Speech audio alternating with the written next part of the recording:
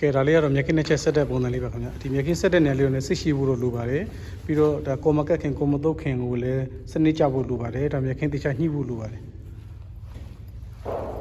ဒီမှာမြက်ပင်လေးတွေပုံမှာဒါလုံးမသွားအောင်လို့ဒါ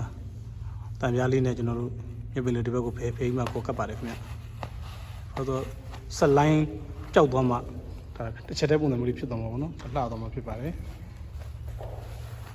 မြက်ခင်းကတ်တဲ့ခါကျရင်ကျွန်တော်တို့ဒီမြက်ခင်းဖြန့်တဲ့ခါညှိတဲ့ခါကျွန်တော်တို့လေမခိုးဖို့လည်းရေးကြည့်ပါတယ်ပြီးတော့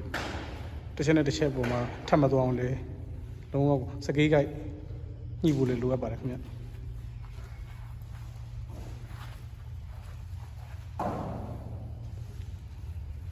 ဒါကိုယ်တိုင်ခင်မဲ့သူတဲ့အဆင်ပြေအောင်ဒါပြပေးတာဖြစ်ပါတယ်ကတ်တဲ့ပုံစံလေးပါတချို့ကကျွန်တော်တို့ကွန်ကရစ်နဲ့တစ်ပြင်းလုံးကတ်ရတယ်ထင်တာပါမဟုတ်ပါကျွန်တော်မြက်ခင်းနဲ့အချက်ဆက်တဲ့နေရာတွေပဲအဓိကကတ်ရပါတယ်ခင်ဗျ